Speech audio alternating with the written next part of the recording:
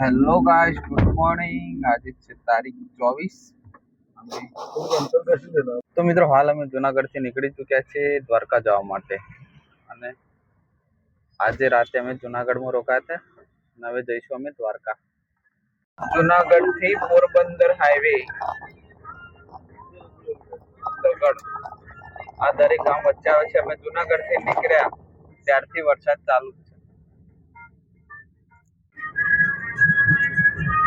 અમે ગઈકાલ રાત્રે જુનાગઢમાં રોકાયા હતા, એના આગલી રાતે અમે ઘરેથી નીકળ્યા હતા અને અમારા સરપંચ સાહેબના દરેક સંબંધી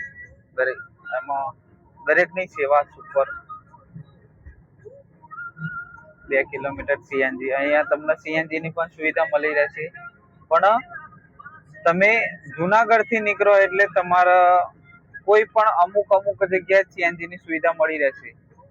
એવું જે આજુબાજુમાં અમુક તમે રાજકોટની ઓલી બાજુથી તમે આવતા હોય તો ઠેર અમુક જગ્યાએ મળતી હોય, પણ એવું પોરબંદરના દ્વારકાના એરિયામાં તમને એ રીતે નહીં મળે। એટલે તમારે કોઈ પણ જગ્યાએ દ્વારકાની અંદર તો લગભગ નહીં જ મળે સીએનજી, એટલે લાસ્ટ પોરબંદર સુધી તમને સીએનજી મળી રહેશે।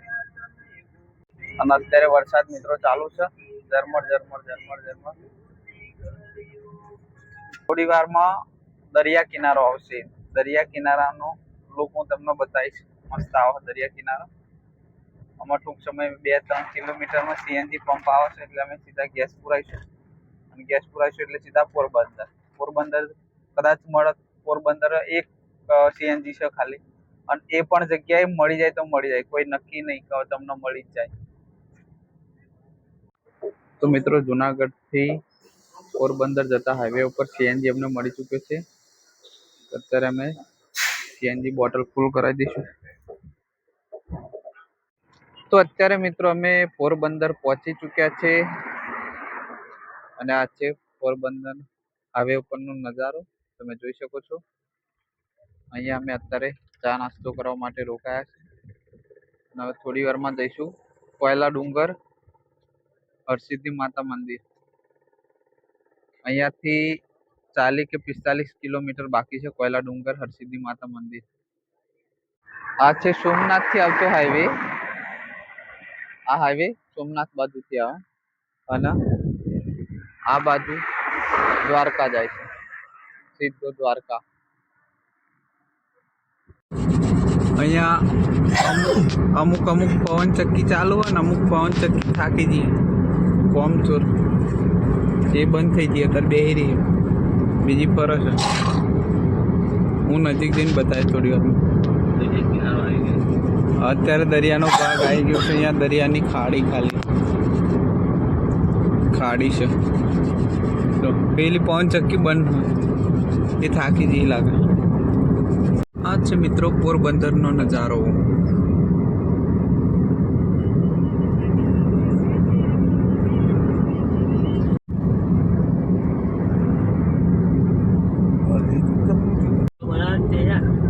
ચેલા મોણાની આપણે બુદ્ધિ લઈને ચાર મોણા છે, અમે 4 જણ છે અમે, પણ અમારી જોડે બુદ્ધિ 2.5 મોણાની ખાલી, કારણ કે આ પવન ચક્કી થોડી ધીમી ફરે છે ને, તો અમારા નરેન્દ્રભાઈ એવું કહે, હા શું થયું આપણે ચડે પક્કા વળી જો કે જો દરિયો દેખાશે શું યાર।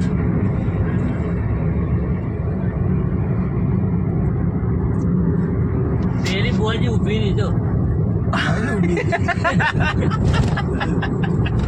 બંધ થઈ ગઈ, અરે ના એ બંધ થઈ ગઈ, ઊભી તેલમાં મારી બહુ ઊભી બધા ઊભી છે, બધા ઊભી છે સરપંચે સાચું કહ્યું ને, 2.5 મોણાની બુદ્ધિ આપણી જોડે 2.5 મોણાની ખાલી, પણ એમાં 2 મોણાની આખા નથી, બરાબર એમ નહીં, એકમાં એવા એકલા ને દોડમાં આપણે બરાબર, દોડમાં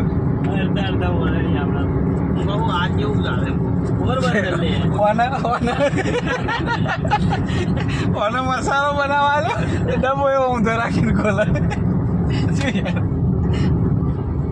આવું નવું થાય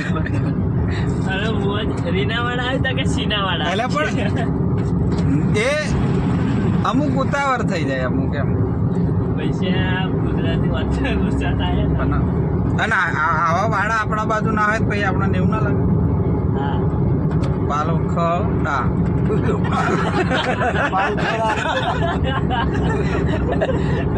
એમ પણ નહીં દીધું કે આ બાજુ જેટલો કોમળો હોય ને એ બધો એક આમ સટાક થઈને તમને ના જ આવડે યાર બોલતો એટલે દરેક કોમળો એવા એવું હું વાંચી કાઢું સટાક તો આપણે જો નાહી ગયો તો ઘણો બધો આવે હા એવું વાંધો નહીં ચેક કરીએ આપણે જો રાંગલ પાન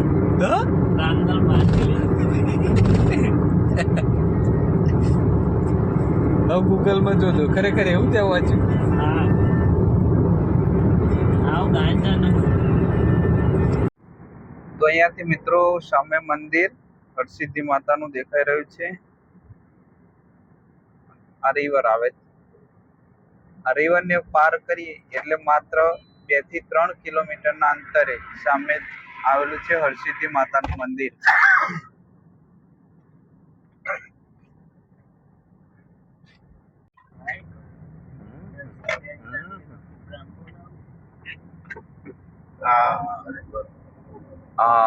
જો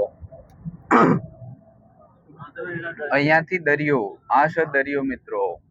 જો આ છે દરિયાનો નજારો જબરજસ્ત. અહીંયાથી દરિયાનું આ બધું દરિયાનું પાણી અને સામે દેખાય હરસિદ્ધિ માતા મંદિર અને આ છે પુલ. અત્યારે અમારો સરપંચની ઈચ્છા થઈ છે રિવર ઉપર ઉભા થઈ જવાની. જબરજસ્ત અહીંયાનો નજારો છે, તમે જોઈ શકો છો. અહીંયા બોટની પણ સુવિધા છે સામે. અત્યારે અમે સરપંચ સાહેબ અત્યારે ફોટા પડાવે છે અને અમે અહીંયા બ્લોગ બનાવતા તમે જોઈ શકો છો. હરસિદ્ધિ માતા મંદિર આ સામે હરસિદ્ધિ માતા જબરજસ્ત નજારો યાર જોવો હોય તો. કોયલા ડુંગર હરસિદ્ધિ ટેમ્પલેટ જોજો. કેટલો દરિયો તુફાન છે અત્યારે.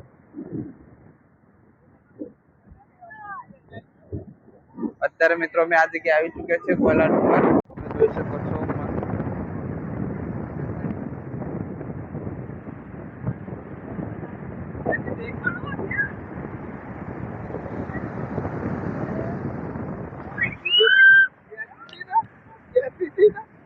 અરે યાર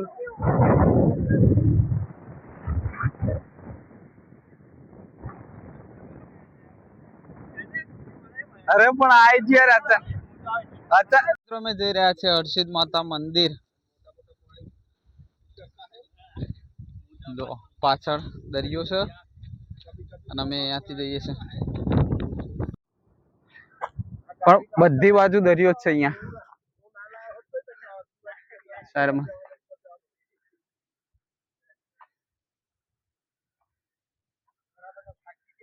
કાલે ગિરનાર ચડ્યા, આજે કોયલા ડુંગર.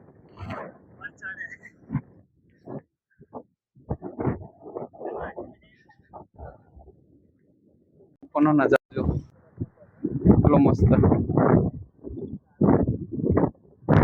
દરિયો દરિયો દરિયો છે બધો.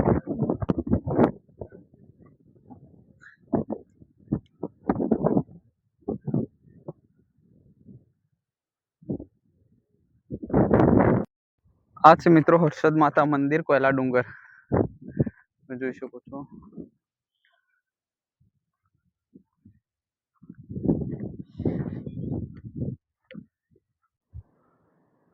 આ મંદિરની અત્યારે મિત્રો આવી હાલત છે. જો પૈસા નહીં અત્યારે.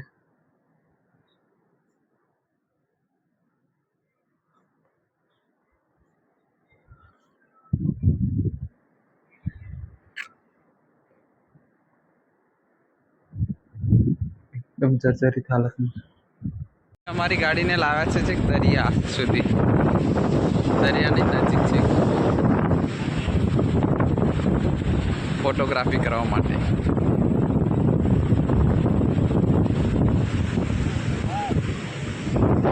દરિયાનો નજારો તમને બતાવો. અહીંયા બહુ દૂર જવાય એવું નહીં, નાનું કા પાણી બહુ જોશમાં.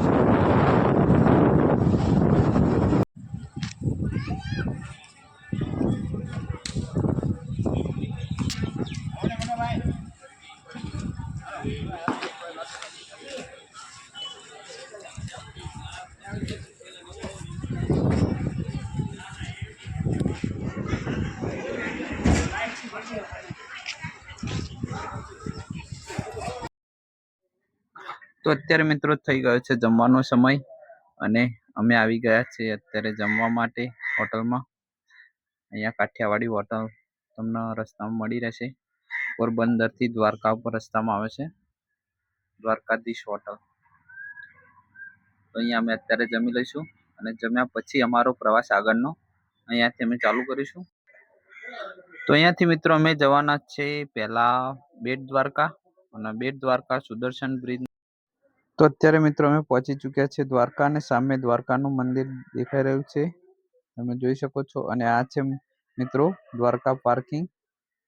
અહીંયા અમુક મોટા સાધનો અહીંયા પાર્ક કરાવે છે અને અહીંયા આ છે મિત્રો દ્વારકા મંદિર. અત્યારે મિત્રો આપણે મંદિરની અંદર બાજુ એન્ટર થઈ ચૂક્યા છીએ.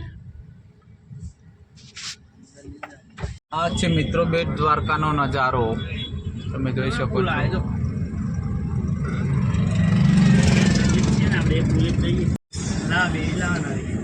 તો આ છે મિત્રો ફિશિંગ બોટ, જે માછીમારો અત્યારે મિત્રો આપણે આવી ચૂક્યા છીએ સુદર્શન બ્રિજ. અહીંયા થોડો વિડીયો બનાવીશું, થોડી ફોટોગ્રાફી કરીશું. મળીશું આપણા આગળના સમયમાં. પહેલાં આપણે સુદર્શન બ્રિજ ઉપર કમ્પ્લીટ વિડીયો બનાવીએ. તો અત્યારે મિત્રો આપણે આવી ચૂક્યા છે સુદર્શન બ્રિજ, તમે જોઈ શકો છો. આ છે મિત્રો સુદર્શન બ્રિજ, દ્વારકાથી બેટ દ્વારકાને જોડતો સુદર્શન બ્રિજ. દરેક જણ અહીંયા ફોટોગ્રાફી કરવા બહુ જણ ઊભા છે. અમે પણ પછી અહીંયા ફોટોગ્રાફી કરવા ઊભા થઈ ગયા. અને આ છે મિત્રો દ્વારકાથી બેટ દ્વારકા વચ્ચે આવેલો સુદર્શન બ્રિજ.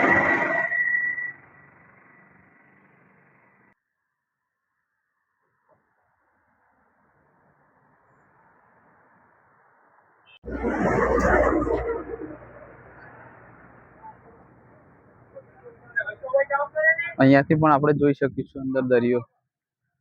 અહીંયાથી ડાયરેક્ટ નરો દરિયો જ આવી જાય. જો અહીંયા પેલું મોટું સ્ટીમર પડ્યું છે, જો તમને દેખાતું છે, મોટું સ્ટીમર છે.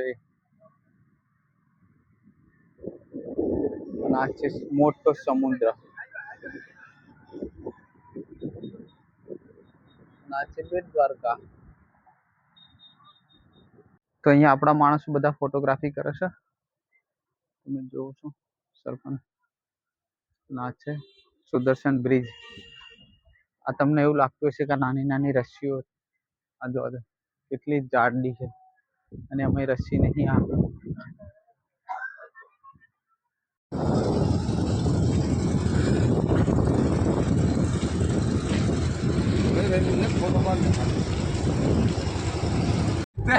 તે શેમ્પુ નાખી મારું બોલ. ફેન નતું ભર્યું, ફેન નતું મારી પણ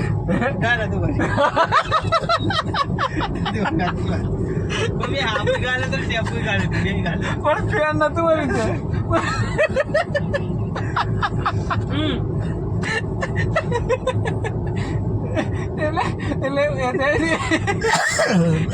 એવું ચાલતું હોય છે. બોલ દાવ શેમ્પુ ની જોડ હતી નહીં. એ કન્ડિશનર શેમ્પુ આવે, ડવ કન્ડિશનર શેમ્પુ આવે. આ ભાઈ મને પૂછે કે બે ચમ તોડા હતા કે એક તોડવાનું હતા કે હમણાં ગાલે બરાબર બે શેમ્પુ અંકાથી લગાડે.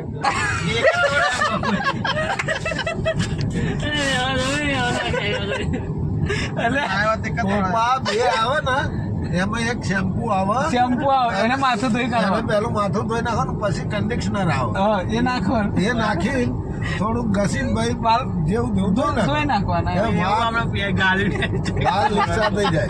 પણ હવે હું તો બે મિક્સ કરતો બે ના ના. પણ બે તે કરે ગાલ્યું એ તારી રીત એ રીત ખોટી. 50% એટલે તું મિક્સ કર પણ મેં એક જ પર ગાલ્યું ને? એક જ પર મેં હતા નહીં હું ગાલી થી ગાલી હોય જ નહીં. બીજું ભાઈ આવું કહે છે એટલે કંડિશનર નો પાવર ધોઈ નાખે. અરે યાર સારું કરે યાર. જબ્બર માણસ યાર મને. ખરેખર તારા તો ભુવા જોડે જવા દે. માર જોડે ના આવતો હો. આજે દ્વારકા પાટ નાખીએ ના ના તમારા જોડે તમે તમારા જોડે નહીં ને હા.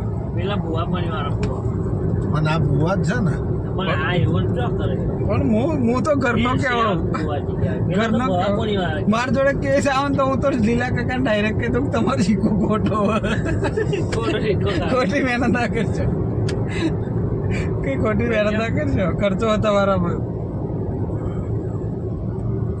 તો અત્યારે મિત્રો અમે આવી ચૂક્યા છે રૂકમણી મંદિર દ્વારકા.